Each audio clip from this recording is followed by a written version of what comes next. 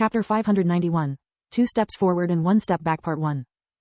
You're really sweet, but you didn't have to prepare so much stuff. We are going to have a big talk, not a romantic date. Camilla said. She would have liked to take a shower and change her clothes, but Bellis's arrays made it impossible to use dimensional magic. Once outside the pocket dimension, the food would get cold. Even if Lith could reheat the delicacies with magic, they would still lose part of their flavor. We haven't seen each other for so long that we could as well take it as a date. My past is ugly, a bit complicated, and with a sprinkle of mortal danger, but it's all in the past. You aren't going to break up with me, are you? Lith's paranoia got knocked into 12th gear, making her laugh. Gods no, I would be a monster to do something like that after how I welcomed you back home this morning. It's just that I know a lot of bad things happened when you were at the academy. To be honest, I have a gloomy story to tell as well. Camilla sighed. Do you want to go first? Lith asked while pouring her one of Makosh's finest beers. No way, I've waited too long for this. You first. Lith told her about his early days at the White Griffin Academy and how he had unpleasantly met those who he now called friends. He was surprised to discover that once he removed the magical jargon, there wasn't much to tell. At least until he talked about Kadaria's plague first and then Balkor's attack. Camilla wept when she learned about Protector's struggle against death to entrust his last words and love to Lith. She had to stop eating to hug Lith when he explained to her at what cost he had saved the life of his friend. Camilla still didn't like the idea that Ryman had endangered Lith's life so often, but after realizing how deep their bond was, she started to like him simply because of his love for Lith. Okay, that's enough for now, Camilla said after Lith finished to tell her about the 4th year. I've consumed a lot of tissues for Balkor already. If we get to Nalir, I don't think I would have the strength to continue our conversation. They had finished eating from a while, switching from beer to red wine. I really need to wash my face, but at this point, I might as well take a shower. I'll slip into something more comfortable while I'm at it. Go easy with the wine. I don't want to find you asleep when I get back, Camilla said. As she closed the bathroom door, Lith moved the dirty dishes in the kitchen, dimmed the lights, and shape-shifted the skinwalker from the uniform into the black suit they often used for their romantic roleplay. Then, he took the dessert out of the fridge. Gods, I really didn't miss this part. See you later, Solis grumbled while she cut their mind link and hid in a corner of her own mind. Unfortunately for Lith, Camilla did slip into something more comfortable, a loose shirt and pants she used when she was home alone. Even her hair was fixed in a makeshift bun. Pervert, I told you I had a sad story to tell. How could your mind go straight to sex? She wanted to sound angry but she failed to repress her silvery laughter. Shower plus, something comfortable, equals sex. Math never failed me before, Lith said without even trying to hide his disappointment and making Camilla laugh harder. You're incorrigible. She sat on his lap, embracing him and giving him a short kiss before going back to her seat.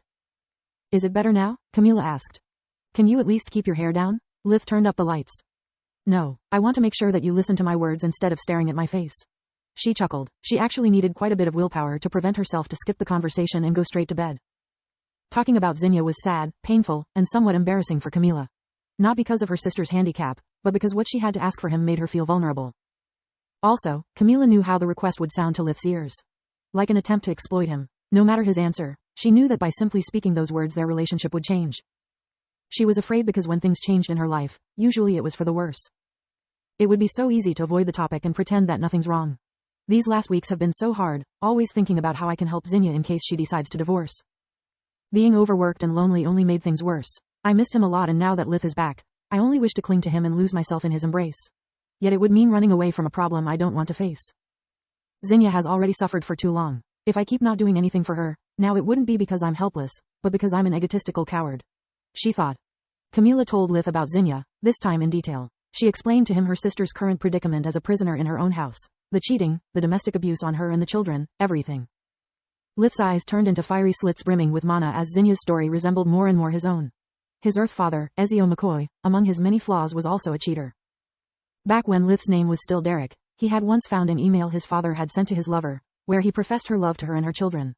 Lith had no idea why they had later broken up, but he never stopped resenting his father for giving his affection to someone else's kids while he treated so badly his own.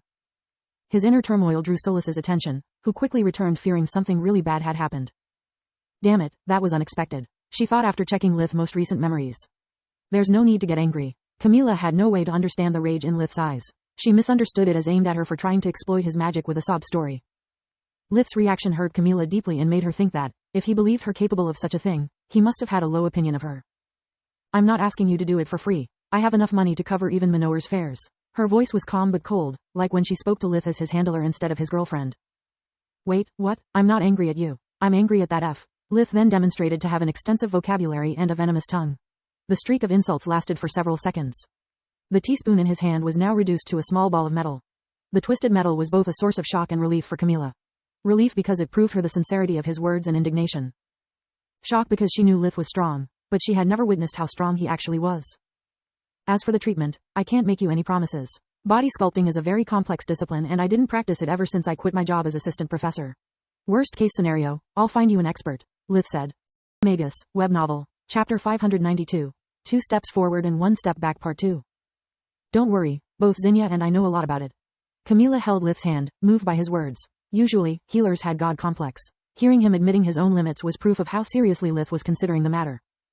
The real problem will be convincing her to get treated and how to deal with her husband. I can assure you the latter will not be an issue. Lith had a psycho-killer smile that gave Camila the creeps and forced Solis to step in. You are Lith Verhan now, not Derek McCoy. You have no known reason for a personal vendetta against that kind of man.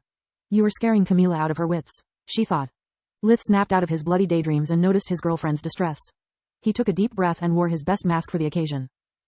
Sorry, I got carried away. Still, dealing with a dirtbag is easy. But if the patient doesn't want to be treated, there's nothing I can do, he said. Camila sighed in relief. He was back to be the person she knew and loved. She even felt flattered for him taking her sister's situation personally. I know, that's why I want you two to meet. Maybe Zinnia will change her mind if she knows that her healer doesn't think of her as just a number on his personal record. Are you free tomorrow morning? She asked. For you, I'm free the whole day. I wish. I'm in the middle of a bad case. I had to beg my supervisor just to get a few hours leave. Once we are done with Zinnia, I have to rush back to work and we will not see each other before dinner. Camila's shoulders slouched. She had long since dreamed of becoming a royal constable, yet between the training and the fieldwork, she was already missing her job as an army handler. The pay was average and the work repetitive, but at least it usually left her quite a bit of free time. Then go to bed, you need some rest. I'll join you as soon as I'm done with the kitchen and a long, cold shower. Lith said while plates and cutlery floated in midair to be cleaned by a mix of soap, water, and darkness magic. Thank you very much. You have no idea how much freeing my sister from that monster's clutches means to me, she said while hugging him tightly from behind. I know it all too well. Lith could feel his rage trying to manifest outside his mind, but he kept it at bay and said. There's no jury in the world that would convict me if I pounced on you now. It would be a clear case of self-defense. Pervert. Camila chuckled as she gave him a good night kiss before disappearing in the bedroom. She really did feel very tired, but the worst thing was that things had already changed. Whatever I do, I'm afraid that Lith might think that I'm bribing him with sex or sweet talk. Gods, I'm so happy he agreed to help us, yet I'm so scared about how things will turn out. Camila's stomach was churning out of stress. Meanwhile, Lith took a very cold shower to calm his nerves. The idea of facing a man who resembled his first father made his blood turn into magma. You did well not suggesting her to kill this Falmug guy. I think it would have scared her to death. Remember that a lot of people have a problem with your switch personality.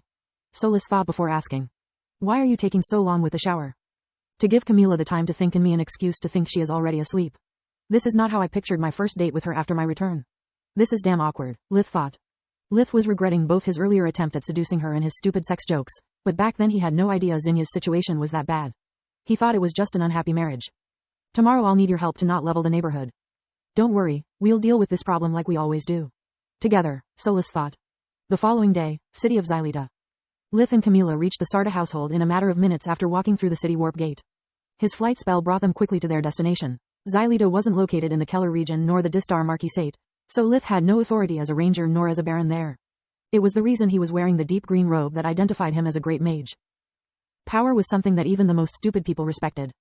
You have no idea how much I'd like you to go full Othar on them, but I can't afford to play hero. Whatever we do, it will be Zinnia to pay the consequences. Camila said after looking at Lith's stern face. He was wearing the same expression he had while fighting Thrud's meat puppets, and even though it was addressed against her, his bloodlust was almost tangible. Don't worry, I came here to visit a patient and kick ass, and I'm all out of patience, Lith replied, making her laugh. Camila stepped forward and knocked on the door. It was her problem, so it was up to her to face it. Vilna, the housemaid and current mistress of the master of the house, was surprised seeing Camila come back so soon. Her expression turned into a smug grin as she prepared to repeat to Camila her master's words.